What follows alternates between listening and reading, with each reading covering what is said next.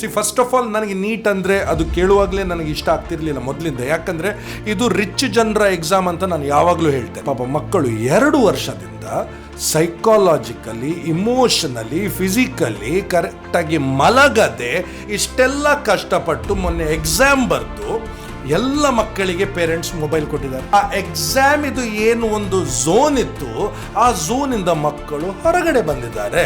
Exam ಇದೆ ಅಂತ ಹೇಳಿದ್ರೆ ಆ ಪೇರೆಂಟ್ಸ್ ಮೇಲೆ, ಸ್ಟೂಡೆಂಟ್ಸ್ ಮೇಲೆ, PG ಮೇಲೆ, ಕಾಲೇಜ್ ಮೇಲೆ, ಕೋಚಿಂಗ್ ಮೇಲೆ ಯಾವ ಪರಿಣಾಮ ಬೀಳುತ್ತೆ? ಯಾಕಂದ್ರೆ ನಮ್ಮ ದೇಶದಲ್ಲಿ ನಾವು ಮಕ್ಕಳಿಗೆ ಒಂದು ಕರೆಕ್ಟ್ ಆಗಿ ಒಂದು ಪ್ಲಾಟ್ಫಾರ್ಮ್ ಕೊಡಬೇಕು.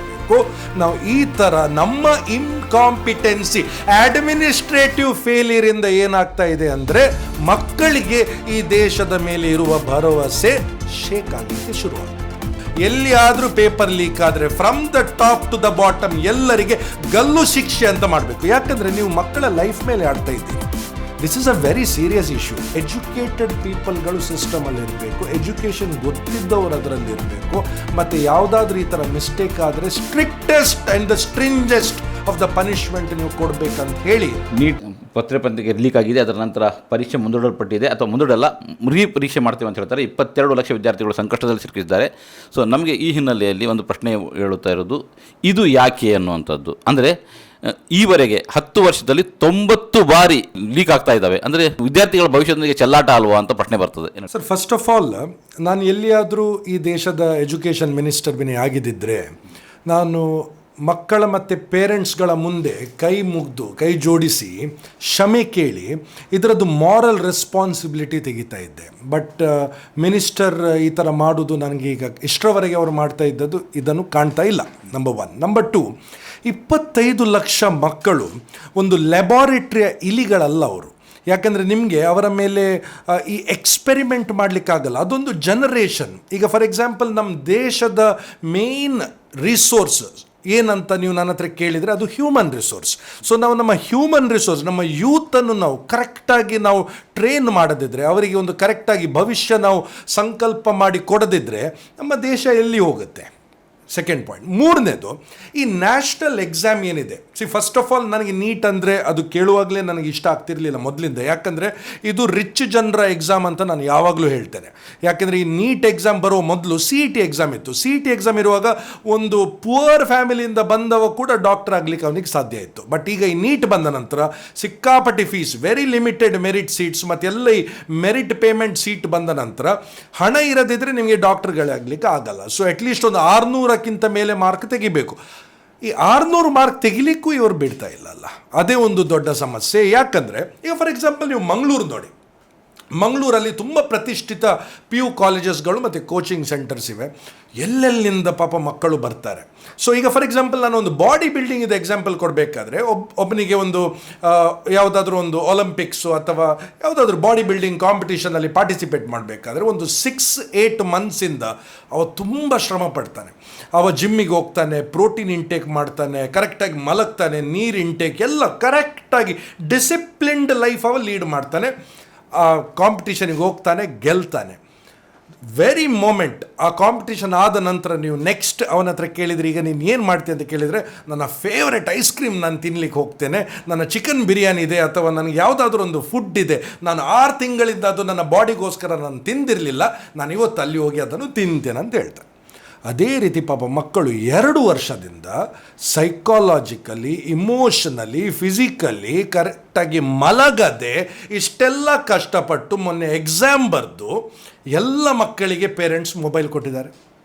ಯಾಕೆಂದರೆ ನೀಟ್ ತನಕ ಮೊಬೈಲ್ ಯೂಸ್ ಮಾಡಲಿಕ್ಕಿಲ್ಲ, ಇನ್ನು ನೀವು ಯೂಸ್ ಮಾಡ್ಬೋದು ಅಂತ ಹೇಳ್ಬಿಟ್ಟು ಮೊಬೈಲ್ ಕೊಟ್ಟಿದ್ದಾರೆ. ಎಲ್ಲರೂ ಇನ್ಸ್ಟಾಗ್ರಾಮ್ ಯೂಸ್ ಮಾಡ್ತಾ ಇದ್ದಾರೆ, ಫೇಸ್ಬುಕ್ ಯೂಸ್ ಮಾಡ್ತಾ ಇದ್ದಾರೆ, ಅವರೊಂದು ಬೇರೆಯೇ ಪ್ರಪಂಚದಲ್ಲಿದ್ದಾರೆ. ಆ ಎಕ್ಸಾಮ್ ಇದು ಏನು ಒಂದು ಝೋನ್ ಇತ್ತು, ಆ ಝೋನಿಂದ ಮಕ್ಕಳು ಹೊರಗಡೆ ಬಂದಿದ್ದಾರೆ. ಈಗ ನೀವು ಸಡನ್ನಾಗಿ ಎಷ್ಟೋ ಜನರು ವೆಕೇಷನಲ್ಲಿ ಇರ್ತಾರೆ, ಕೆಲವರು ಅವರ ಅಜ್ಜಿ ಮನೆಗೆ ಹೋಗಿರ್ಬೋದು, ಕೆಲವರು ಫಾರಿನಲ್ಲಿ ಇರ್ಬೋದು. ನೀವು ಆ ಟೈಮಲ್ಲಿ ಈಗ ಎಕ್ಸಾಮ್ ಇದೆ ಅಂತ ಹೇಳಿದರೆ ಆ ಪೇರೆಂಟ್ಸ್ ಮೇಲೆ, ಸ್ಟೂಡೆಂಟ್ಸ್ ಮೇಲೆ, PG ಮೇಲೆ, ಕಾಲೇಜ್ ಮೇಲೆ, ಕೋಚಿಂಗ್ ಮೇಲೆ ಯಾವ ಪರಿಣಾಮ ಬೀಳುತ್ತೆ? ಯಾರಿದ್ರದ್ದು ಮಾರಲ್ ರೆಸ್ಪಾನ್ಸಿಬಿಲಿಟಿ ತೆಗಿತಾರಂತ ನನಗೆ ಈ ಪ್ರಶ್ನೆಗೆ ಉತ್ತರ ಬೇಕು. ನಾನು ಸಾಮಾನ್ಯ ಒಂದು ಸಿಟಿಸನ್, ನಾನು ಕೇಳುವ ಪ್ರಶ್ನೆ ಇದು. ಯಾಕಂದರೆ ಕೆಲವರು ಹೇಳ್ತಾರೆ ನೀವು ಈ ಥರ ಪ್ರಶ್ನೆ ಕೇಳಿದರೆ ನೀವು ಆ್ಯಂಟಿ ನ್ಯಾಷನಲ್. Not at all. ನೀವು ಗೌರ್ಮೆಂಟಿಗೆ ಪ್ರಶ್ನೆ ಕೇಳಿದರೆ ಆ್ಯಂಟಿ ನ್ಯಾಷನಲ್ ನೀವು ಆಗೋದೇ ಇಲ್ಲ, ಯಾಕಂದರೆ you have every right to ask. ಅದಕ್ಕೆ ನಾನು ಕೇಳ್ತಾ ಇದ್ದೇನೆ. ನೆಕ್ಸ್ಟ್, ನಾನು ಸೈಬರ್ ಸೆಕ್ಯುರಿಟಿಯಲ್ಲಿ ಟ್ರೈನರ್ ಆಗಿದ್ದೇನೆ. ಭಾರತದ ಪ್ರತಿಷ್ಠಿತ ಏಜೆನ್ಸೀಸ್ಗಳಿಗೆ ನಾನೇ ಟ್ರೈನಿಂಗ್ ಮಾಡೋದು. ಈಗ ನನಗೆ ಒಂದು ಹೆದರಿಕೆ ಆಗ್ತಾ ಇದೆ. ಯಾಕಂದರೆ ಎಕ್ಸಾಮ್ ಪೇಪರ್ ಲೀಕ್ ಆಗೋದಾದರೆ ನಮ್ಮ ದೇಶದ್ದು ಯಾವುದೆಲ್ಲ ಕಾನ್ಫಿಡೆನ್ಷಿಯಲ್, ಕ್ಲಾಸಿಫೈಡ್, ನಾನ್ ಕ್ಲಾಸಿಫೈಡ್ ಡಾಕ್ಯುಮೆಂಟ್ಸ್ ಎಲ್ಲ ಇದೆ, ಎಷ್ಟೋ ಸೀಕ್ರೆಟ್ಸ್ಗಳಿವೆ, ಇವೆಲ್ಲ ಲೀಕ್ ಆಗಲ್ಲ ಅಂತೇಳಿ ಯಾವ ಭರವಸೆ ನೀವು ಕೊಡ್ತೀರಿ? ನಾನು ಸೈಬರ್ ಸೆಕ್ಯುರಿಟಿ ಅಡ್ವೈಸರ್ ಅಲ್ಲ. ಸೊ ಈ ಅಡ್ವೈಸರ್ ಇದನ್ನು ಆನ್ಸರ್ ಮಾಡಬೇಕು. ಯಾಕೆ ಈ ಥರ ಆಗ್ತಾ ಇದೆ? ನಮ್ಮ ಕಷ್ಟಪಟ್ಟು ಸಂಪಾದಿಸಿದ ಹಣ ಬ್ಯಾಂಕಲ್ಲಿದೆ, ಅದು ಸೇಫ್ ಅಂತ ನೀವು ಹೇಗೆ ಹೇಳ್ತೀರಿ? ನಿಮಗೆ ಒಂದು ಎಕ್ಸಾಮ್ ನಿಮಗೆ ಕರೆಕ್ಟಾಗಿ ಕಂಡಕ್ಟ್ ಮಾಡಲಿಕ್ಕೆ ಆಗದಿದ್ದರೆ ನಿಮ್ಮ ಟೆಕ್ನಿಕಲ್ ಕಾಂಪಿಟೆನ್ಸಿ ಎಲ್ಲಿಗೆ ಮುಟ್ಟಿತು ಅಂತ ಕೇಳಲಿಕ್ಕೆ ನಾನು ಬಯಸ್ತೇನೆ. ಮತ್ತು ಆನೆಸ್ಟ್ ಸ್ಟೂಡೆಂಟ್ಸಿಗೆ ಪನಿಷ್ ಆಗ್ತಾ ಇದ್ದಾರಲ್ಲ. ಈಗ ಫಾರ್ ಎಕ್ಸಾಂಪಲ್ ಒಬ್ಬರು ಪಾಪ ಕಷ್ಟಪಟ್ಟು ಇಷ್ಟು ವರ್ಷ ಕಲಿತು, ಎರಡಲ್ಲ, ನಾನು ಕೆಲವು ಶಾಲೆಗಳಿಗೆ ಹೋಗುವಾಗ 6th ಸ್ಟ್ಯಾಂಡರ್ಡಿಂದ ಶಾಲೆಯಲ್ಲಿ ನೀಟ್ ಮತ್ತು JEE ಫೌಂಡೇಶನ್ ಪ್ರೋಗ್ರಾಮ್ ಅಂತ ಅವರು ಸ್ಟಾರ್ಟ್ ಮಾಡ್ತಾ ಇದ್ದಾರೆ ಪಾಪ 6th ಸ್ಟ್ಯಾಂಡರ್ಡಿಂದ. ಕೆಲವು ಕಾಲೇಜಸ್ ಸ್ಕೂಲ್ಸ್ಗಳಲ್ಲಿ 8th ಸ್ಟಾರ್ಟ್ ಮಾಡ್ತಾರೆ. PU ಕಾಲೇಜಲ್ಲಿ ಬಿಟ್ಬಿಡಿ ನೀವು, ಅಲ್ಲಿ ಫಸ್ಟ್ ಇಯರ್ ಸೆಕೆಂಡ್ ಇಯರಲ್ಲಿ ಅವರು ಕಲಿಸ್ತಾರೆ. ಸೊ ಇದೆಲ್ಲ ಇರುವಾಗ ಅಷ್ಟು ವರ್ಷ ಪಾಪ ಕಲಿತು ಒಂದು ಸ್ಟೂಡೆಂಟು ಮೊನ್ನೆ ಎಕ್ಸಾಮ್ ಬರೆದು ಹೊರಗಡೆ ಬಂದ ನಂತರ ನೀವೀಗ ಪೇಪರ್ ಲೀಕ್ ಅಂತ ಹೇಳಿದರೆ, ಆನೆಸ್ಟ್ ಸ್ಟೂಡೆಂಟ್ಸಿಗೆ ನೀವು ಈ ಥರ ಮಾಡಿದರೆ ಅವರಿಗೆ ನಮ್ಮ ದೇಶದ ಮೇಲೆ ಇರುವ ನಂಬಿಕೆ ಹೊರಟೋಗುತ್ತೆ. ಯಾಕಂದರೆ ನಮ್ಮ ದೇಶದಲ್ಲಿ ನಾವು ಮಕ್ಕಳಿಗೆ ಒಂದು ಕರೆಕ್ಟಾಗಿ ಒಂದು ಪ್ಲ್ಯಾಟ್ಫಾರ್ಮ್ ಕೊಡಬೇಕು. ನಾವು ಈ ಥರ ನಮ್ಮ ಇನ್ಕಾಂಪಿಟೆನ್ಸಿ, ಅಡ್ಮಿನಿಸ್ಟ್ರೇಟಿವ್ ಫೇಲಿಯರಿಂದ ಏನಾಗ್ತಾ ಇದೆ ಅಂದರೆ ಮಕ್ಕಳಿಗೆ ಈ ದೇಶದ ಮೇಲೆ ಇರುವ ಭರವಸೆ ಶೇಕ್ ಆಗಲಿಕ್ಕೆ ಶುರುವಾಗುತ್ತೆ. ಎಸ್, ಹಾಗಾದರೆ ಇದನ್ನು ತಡೀಲಿಕ್ಕೆ ಬೇರೆ ಉಪಾಯ ಇಲ್ವಾ? ಒಂದು ಪ್ರಶ್ನೆ, ಮುಖ್ಯವಾದ ಪ್ರಶ್ನೆ ಆಗ್ತದೆ ಇದು. ಅಂದರೆ ನೀವು ಹೇಳೋದು ಅಂದರೆ ಸೈಬರ್ ಸೆಕ್ಯುರಿಟಿ ಅದು ಇದು ಅಂತ ಭಾಳ ಮಾತಾಡ್ತಾ ಇದ್ದೇವೆ ನಾವು, ಮತ್ತು ಸೈಬರ್ ಬಗ್ಗೆ ಹೆಚ್ಚು ಕಾಳಜಿಯನ್ನು ವ್ಯಕ್ತಪಡಿಸ್ತಿದ್ದೇವೆ. ಹಾಗಿದ್ದು ಅಂದರೆ ಏನು ಮಾಡಬೇಕು ಅನ್ನೋದು ಪ್ರಶ್ನೆ ಬರ್ತದೆ ಸರ್. ಈಗ ಇದಕ್ಕೆ ಒಂದು ಕಂಪ್ಲೀಟ್ ಇಕೋಸಿಸ್ಟಮನ್ನು ನಾವು ನೋಡಬೇಕಾಗತ್ತೆ. ಯಾಕಂದರೆ ಒಂದು ಪೇಪರ್ ಲೀಕ್ ಯಾಕೆ ಆಗ್ತಾ ಇದೆ? ಎನ್ಕ್ರಿಪ್ಷನ್ ಇದೆ, ಎನ್ಕ್ರಿಪ್ಷನ್ ಮಾಡ್ಬೋದು ಪೇಪರನ್ನು.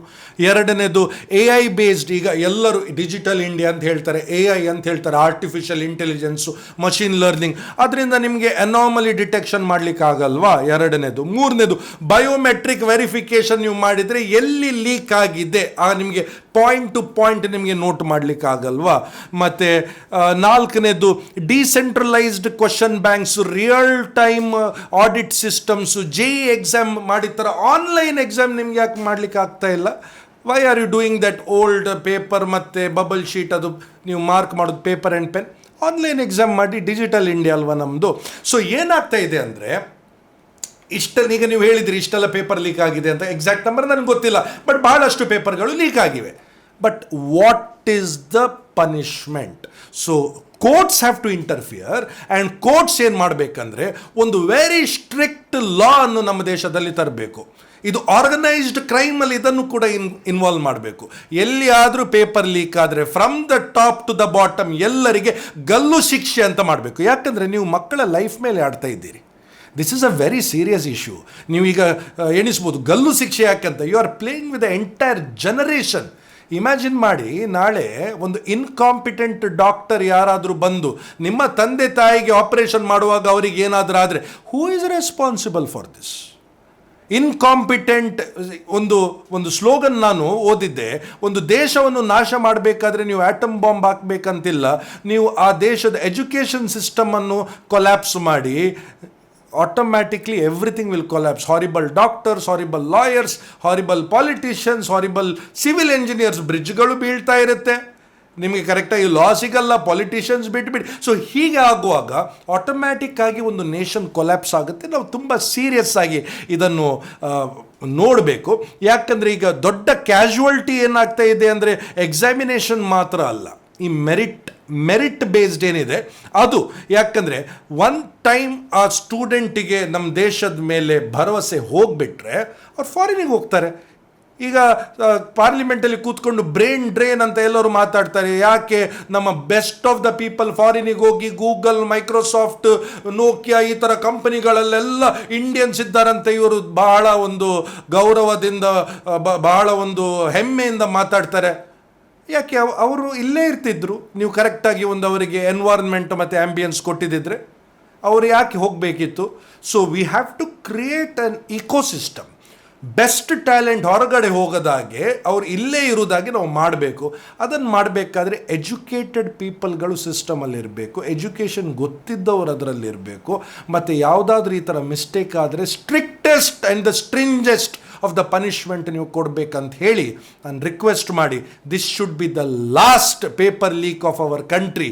ಇದು ಆಗದಾಗೆ ಗೌರ್ಮೆಂಟ್ ನೋಡಬೇಕು ಅಂತ ನಾನು ಒಂದು ಸ್ಟ್ರಿಕ್ಟಾಗಿ ಒಂದು ನನ್ನ ವ್ಯೂಸನ್ನು ಮುಂದೆ ಇಡ್ತಾ ಇದ್ದೆ.